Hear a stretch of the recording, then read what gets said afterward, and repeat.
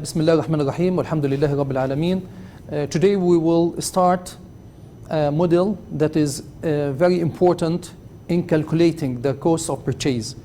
We call it the total cost of ownership, TCO.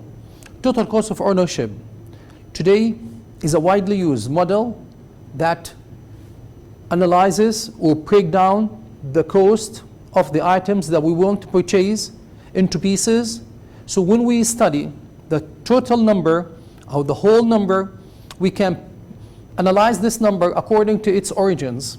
And refer this number to origins means we can analyze each one of these components to consider its real cost and reasonable cost. If we would like to analyze or we would like to negotiate, we want to discuss, we want to know more about why this item is costing us so and so, we can refer to the Tco model. So here we talk about the total cost of ownership.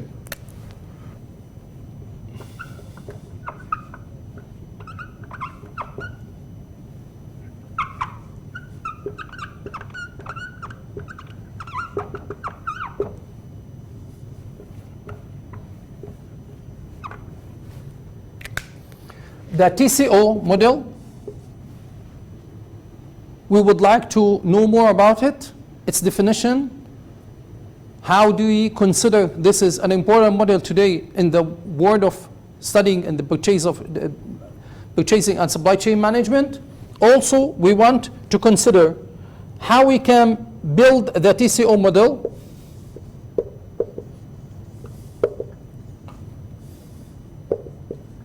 The TCO, total cost of ownership model, and what does it look like.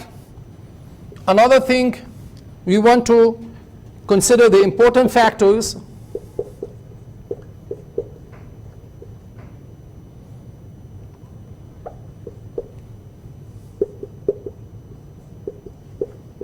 when we would like to build the TCO model. And finally, we will have it in another lecture, not this one, that will talk about an example of the TCO model. This is an empirical example with numbers. We will have a case study. We will analyze the numbers inside it. It's learning from practice from the book. And we will build our model. We have a table with the numbers. We will solve it here on the table. I hope you can follow the part 2 of this lecture. So this is part 1. This lecture is part 1 that talks of the TCO model. And the part 2 will talk about the example, an empirical example from learning from practice. So stay with us for the 2 parts. Let's go to the book and try to understand more about this. It's a very simple idea, how we can break down a big number to small pieces. The total cost of ownership, the TCO, is defined as the present value of all costs associated with a product that are incurred over its expected life. So all type of cost that we will face because of this product during its lifetime, we will consider it in the TCO. It means when we buy a machine or a computer or a mobile or a car or even a product that you will use it inside your house, your office, your factory, your home, any place you will consider it, it will stay with you for some time. So all type of cost, starting from the purchase price until the life is ended for this product, all types of costs are calculated and they are gathered to have them in a total number, which is the TCO. So to find the TCO buys usually to find beyond the cost of purchase price. And there is what we say transport and delivery and insurance and keeping the product and the maintenance for the product and the spare parts for the product, or when we sell it when it's rubbish or something that is consumed, you can sell it or get rid of it. You will need to pay money for that sometimes. So we are considering all types of these components of the cost. We can classify this into pieces. You have the purchase price, which is the basic amount of money you pay when you purchase this product. There is an acquisition cost. It means any associated cost to bring this product from the location of the suppliers until it reaches your location and starts working. So you have the location, destination cost, you have administration cost, you have the packaging, the insurance, taxes, delivery, you have the making the product available to be suitable for the place that you will send it to. And there is the usage cost. Number 3, it means the cost that you are considering for this machine or product or whatever during its expected life. There is equipment to be installed, there is software to be also installed, there is some operating or training that you will give to the staff, there is the warranty, there are the spare parts, thinking about the maintenance, the capital of money that you will invest, the depreciation cost that you will face, any downtime, stoppage for the work you are facing or incurring, there is a cost inherited with this. The materials used, sometimes there are some missed materials, or what we say, it's materials that is not going to be used again, damaged material, damaged products. So these types of costs are added to the, what we say, it's the expected cost for the whole life of the product. And finally, the end life of this product, you will get rid of this machine or equipment or what product you are purchasing. This kind of cost is added also. You will have somebody to take this machine or equipment out of your place and to deliver to another place. You will pay money, sometimes as what we say is scrap value. Sometimes ending the procedures or the paperwork or official documents with the government. You need sometimes to take care of this kind of cost.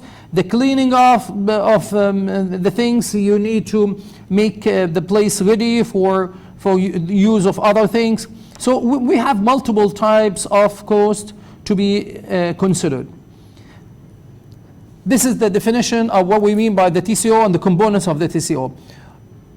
The second part that talks about building a TCO, the total cost of ownership model. We want to build a model. So the model, it means we have stages we need to consider, and these stages takes us from one place to the other. We move, our move is smoothly with some certain procedures and documentation to make the work easy for us. What we say here is usually happens when we talk about the example. So this is a description of what we have in the numerical example. It means we will talk about these steps roughly here, very quickly, but you can consider them to be understood carefully when you watch the second part of this lecture, of the TCO lecture, part 2, that will talk about how we are moving about among these steps from one stage to the other. Step number 1, you need to build a process map describing all the activities, the time, the activity with the time inherited with these activities, in order to know exactly about the life cycle of this product. Step number 2, using the process map, this map that you build in step 1, as a guide for you in order to know the cost and the sub-cost for each items of these categories or of these activities or tasks within this product, and to know exactly the main task and the subtasks. Each one of these issues will mean some type of money used with it. Step number 3, you need to determine how each cost element identified in step 2 to be measured. Yes, because we have subtasks, we need to understand how we can calculate the cost of each of these activities. You will understand this carefully when we move to the example, as we said. For example, you need to do some training for your staff. The training will cost $10 for each one. You have 5 workers, so you need $50 to be trained. Monthly, yes. maybe at the beginning of the purchase, yes. At the maybe in the middle time of the using this product, yes. At the end of its lifetime, it's okay. So you need to know how each item is calculated. Use number of weeks, number of days, number of hours, number of workers. You use ton, you use kilograms, you use meters, you use what kind of measures that you will use in calculations. Step number 4, do the calculations. Gather data, calculate the cost, do the calculations in step 3, and this one is given to you in the empirical case study.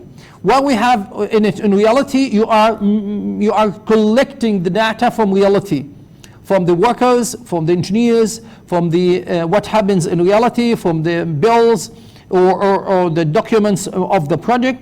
But here we will have them given to you in the example, so you will use these numbers as input for your calculations.